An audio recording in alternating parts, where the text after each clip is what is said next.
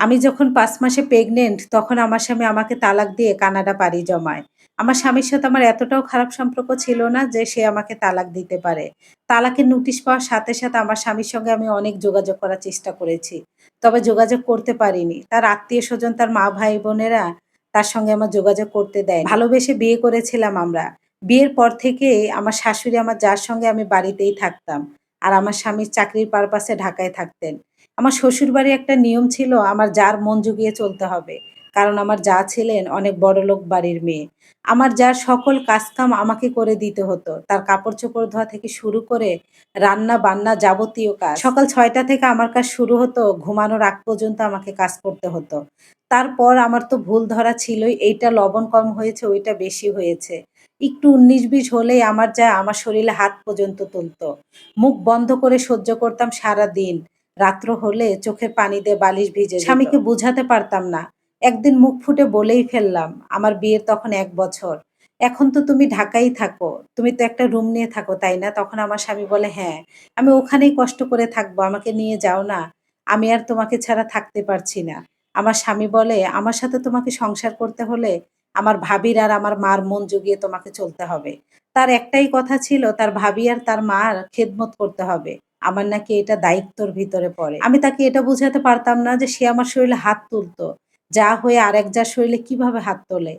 আমার বাবা-মাকে নিয়ে সবসময় বকাবাজি করত, কারণ উনার বাবার বাড়ি থেকে আমার বাবার বাড়ি একটু নিচু ছিল এজন্য।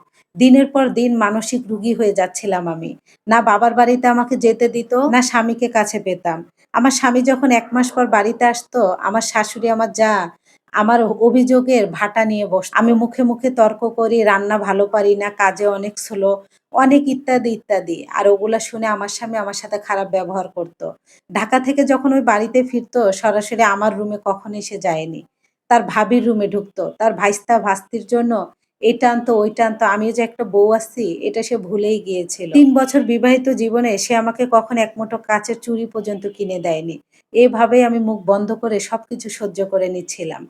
এর ভিতরে আমি কনসিভ করি। কনসিভ করার পর আমার যার মানসিক টর্চারিং আরো বেশি শুরু হয়ে যায়। কারণ আমি তখন কাজ করতে পারতাম না, বমি হতো, শারীরিক পরিবর্তন চলে আসতেছিল। একটা পর্যায়ে আমার স্বামী বলে, "আচ্ছা তুমি যেহেতু অনেক অসুস্থ, কয়েকদিন বাবার বাড়িতে থেকে আসো।" আমার বাবার বাড়িতে আমাকে পাঠিয়ে দিয়ে ১ সপ্তাহের ভিতরে আমার কাছে ডিভোর্স লেটার চলে যায়। ডিভোর্স লেটার পাওয়ার সাথে, সাথে আমার স্বামীর সঙ্গে আমি অনেক যোগাযোগ করার চেষ্টা করি। তার সাথে আমি যোগাযোগ করতে পারিনি। তার ফ্যামিলি কোনোভাবেই তার সঙ্গে আমাকে যোগাযোগ করিয়ে দেয়নি। আমার যা ঘাড় ধাক্কা দিয়ে ওই বাড়ি থেকে বের করে দেয় আর বলে, "এই সন্তান নাকি আমার স্বামীর না, আমার স্বামী বলেই গিয়েছে। এই সন্তান নাকি তার না। আমি নাকি একটা চরিত্রহীন মেয়ে।" কান্না করতে, করতে সেইদিন শ্বশুরবাড়ি ছেড়েছিলাম। বাবা-মার কাছেও আমি আশ্রয় পাইনি ভালোভাবে। বাবা-মার বাড়িতে থাকার পরেও তারা আমাকে প্রচুর পরিমাণে অবহেলা করত।